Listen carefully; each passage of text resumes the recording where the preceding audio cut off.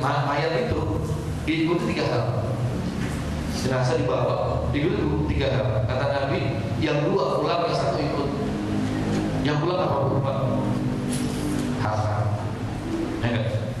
Bolehlah dia diantar pakai Lamborghini deh ke kuburan. Tapi kan pulang lagi mobil. Pulang.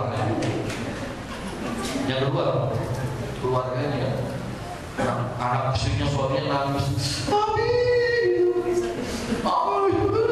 Tapi kan masuk nggak? Nggak ada cerita. Emangnya orang Hindu kan ikutin apa yang dibakar gitu. Nah kan dulu kan. Walaupun istrinya tuh nangis tapi bisa berkali-kali gitu, tetap nggak ada ikut pulang. Namanya cinta sama suami, mau ke dalam enggak? Tetap aja pulang. Anaknya juga begitu. Yang 2 pulang, harta pulang, keluarga pulang, yang tinggal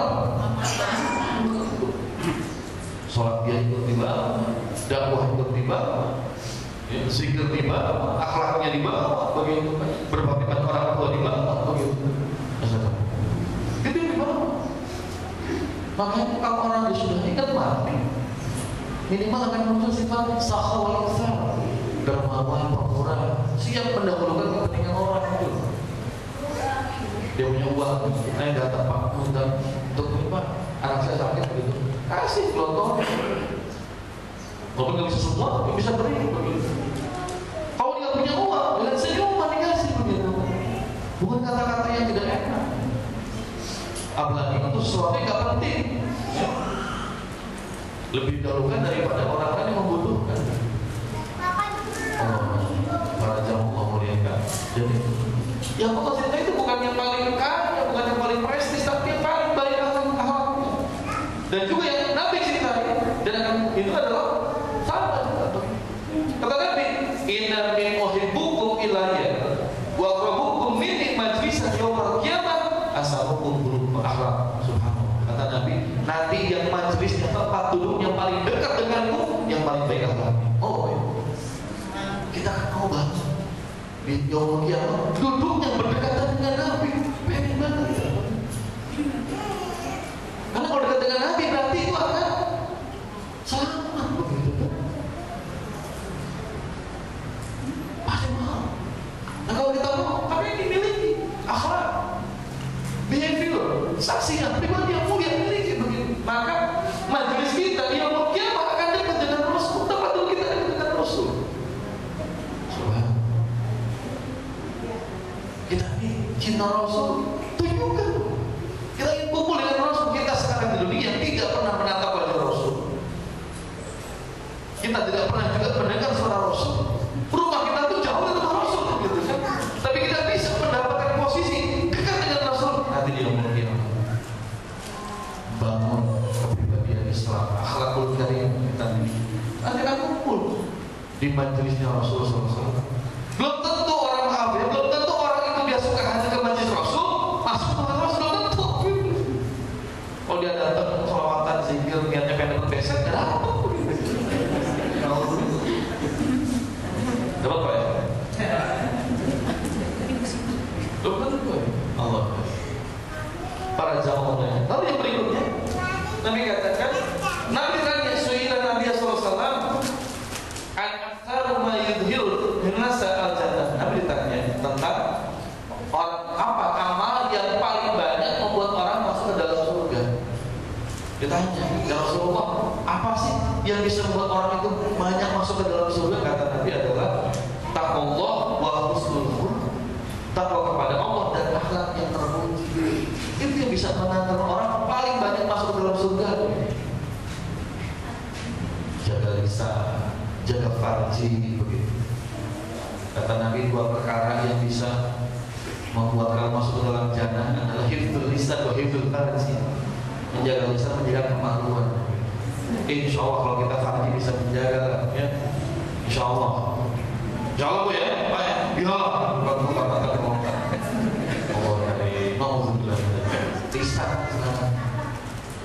Lisan yang paling berat.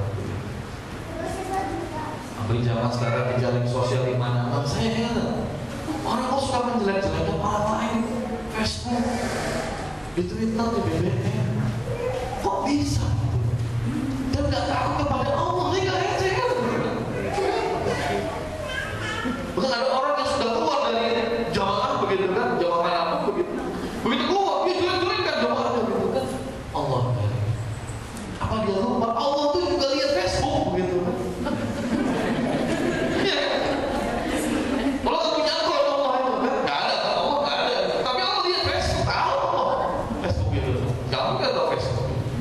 Di Facebook Allah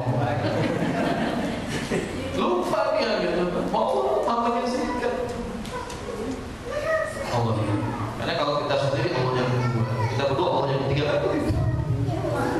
Tapi kita banyak orang suka lupa begitu masuk di jaring sosial, caci maki, tweet war, Twitter kan, membuli, menyerang-menyanyi orang di Facebook, di BBM, gak ada perasaan takut bahwa itu kan dihisap Allah. Husnul khuluq itu luar biasa. Kalau dimiliki akan memasukkan orang ke dalam jannah.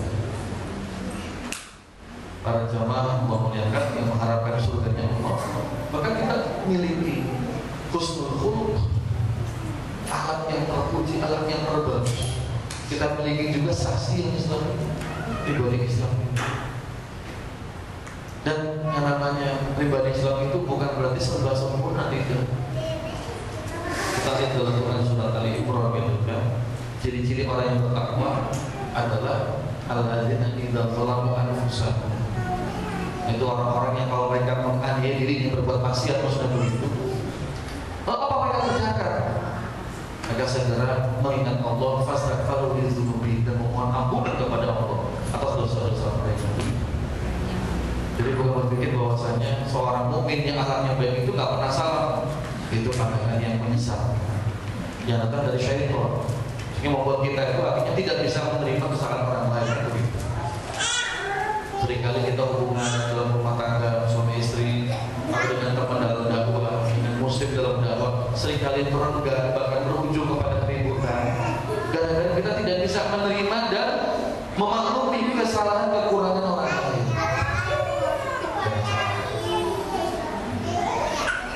Para jemaah Allah berkata ini, dan beralam mulia bukan karena kebiasaan, tapi merupakan perintah Allah Subhanahu wa Ta'ala.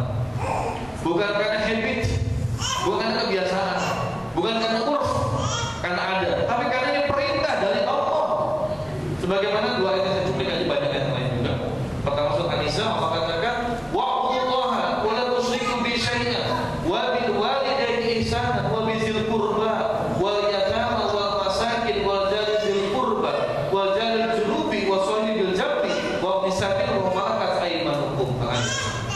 Ayatnya subhanallah komplit sekali. Ada yang alaqah insan bi rabbihi wa insan bi nafsihi wa bi ghairihi. Sangat luar biasa ini. Allah katakan, sembahlah Allah, jangan sekutukan dia dengan yang lain, dan pada kedua orang tua ihsanan, berbuatlah yang terbaik. Para jamaah ya Bapak Ibu yang Allah muliakan, kita suka lupa memohon ridho kepada orang tua kalau ingin mengerjakan sesuatu. Para bapak kalau ada proyek minta orang tua untuk ibu doakan mudah-mudahan ini berhasil. Kita berdoa. Yang sekarang ini ada orang sukses bisnis lulus ujian ke dukun gitu kan. Dukun bukan orang yang melahirkan dia, yang mengasuh dia dari kecil, bukan. Kenapa mesti ke dukun? Sementara yang namanya ibu, ayah itulah orang-orang yang sudah melahirkan dan membesarkan mereka. Karena itulah keramat satu-satunya, begitu kata orang Irama kan.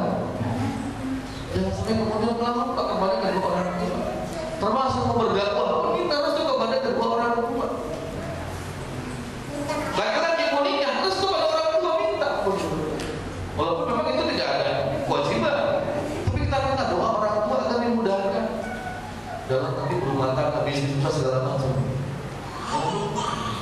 Luar biasa bagus. Lalu apa lagi? Wabidzil qurba, hari terakhir. Karena ini zaman di mana banyak orang hampir-hampir memutuskan silaturahim. Cukup orang bekerja dari dulu. Dengan alasan itu kemudian tidak mau silaturahim. Tapi kalau kunjungan ke tempat wisata bisa. Maka saya heran kan, kalau Lebaran itu Idul Fitri yang ramai itu apa? Partai, kedua satu, kedua kebun binatang. Sebenarnya sombong binatang itu. Apakah gorila? Wow. Allah Karim. Pokoknya nggak betah silaturahmi. Tapi kalau belanja, aku ya, ibu kalau belanja itu namanya manggaruan, lantai dasar sampai ke atas, anak apa kuat? Hanya gara-gara beda konsep. Itu kudu beda konsep. Bisa setengah hari duduk hanya gara-gara beda konsep. Nggak ada, balik ke awal lagi kios awal, beli lah gitu. Begitu jalan ada yang lain jual lebih murah, nangis tuh. Allah. Tapi silaturahmi gambar tua, ini gimana gitu? Menurut saya judes. Ya tapi kan kita kawin sama anak. Ya kawin sama anak ya terima dong orang tuanya, muliakan orang tuanya gitu. Walaupun mungkin ada orang tua yang kurang kasih, dia udah nggak usah pikirin masalah itu. Karena kembali yang bisa kita bukan orang tua. Dengan ipar gitu. Ini kerabat dengan keponakan segitu gitu. Bahkan kalau kita mau sedekah yang paling utama kepada kerabat, karena pahalanya dua. Pahala silaturahmi itu pahala sedekah.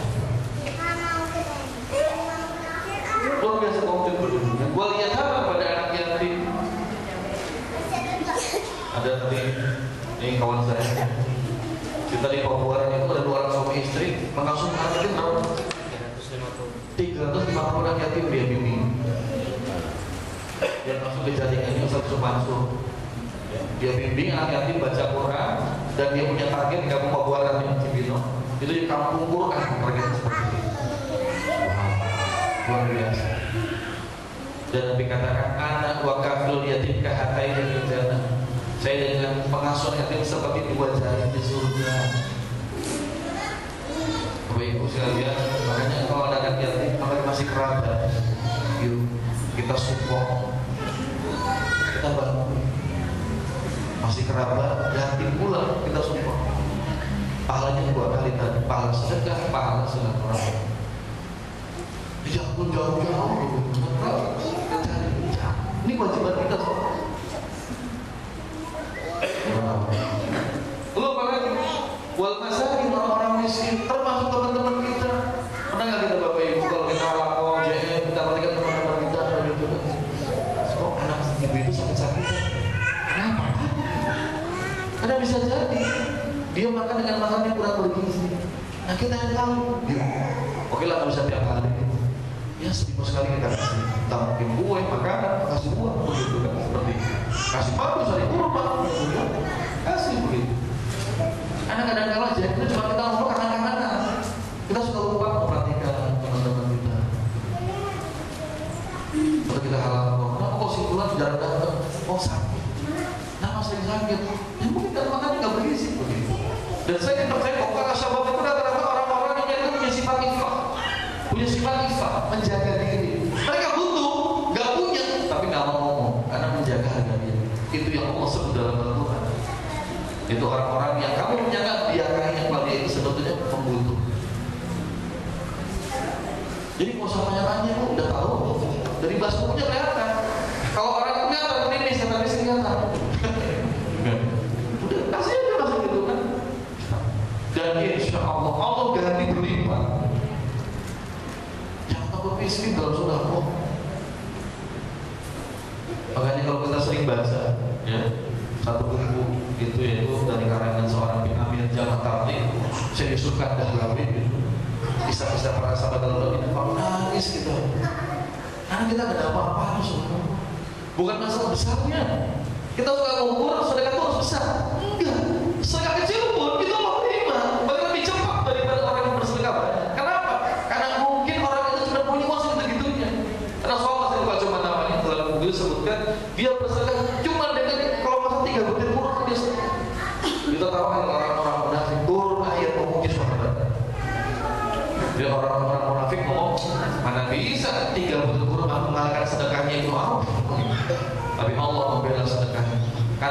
orang fakir tapi mau sedekah.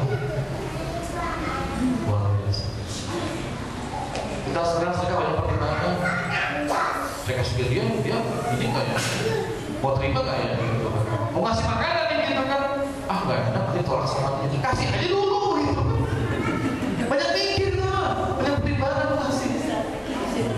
Aduh nggak enak kasih baju bekas dari dia, takutnya nanti dia ngasih gimana?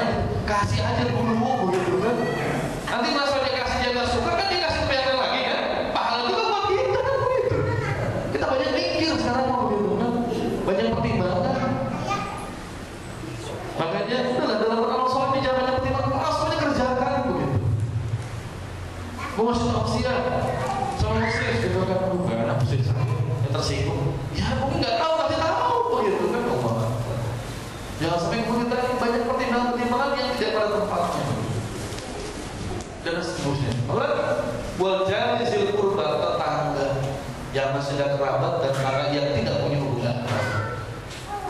Allah kita hidup di masyarakat, ada tetangga sekitar kita, mereka itulah orang-orang yang diwajibkan oleh Allah dan oleh Rasul untuk kita perbaiki hubungan dengan mereka. Bahkan di antara ciri orang bertakwa adalah husnul jiwa, baik dalam tetangganya.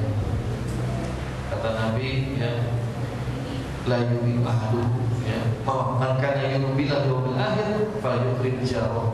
Yang beriman pada Allah dan hari akhir harus memuliakan tetangganya. Jangan sampai tetangga tidak kenal siapa kita, ya kan? Pak, mau tanya rumah bapak Fulan ada di mana Pak ya? Pak Fulan yang mana? Itu kayak gini. Oh iya itu rumahnya. Ah dia jalan kelihatan Pak. Gak tahu tuh keluar mulu, pulangnya pagi-pagi. Masih muda banget. Saking si muda banget, gak kenal tetangga. Masya Allah. Dan tetangga gak kenal dia. Masya Allah. Justru kita hidup di masyarakat ingin menjadi rujukan, bisa memimpin masyarakat. Maka kita gaul dengan masyarakat dan tetangga. Walaupun tetangga itu mereka punya sifat-sifat yang tidak baik, tapi kita tetap menghubungkan dengan baik. Ketika ada musibah kita berkunjung, ketika mereka ada tahniah kita juga berkunjung, ketika mereka itu membutuhkan kita bisa bantu. Begitu. Jangan kita ini dikenal sok sibuk, sampai tetangga juga kenal sama kita. Kan seperti itu. Pak, tahu tuh Pak, orang di rumah. Allah, bukan.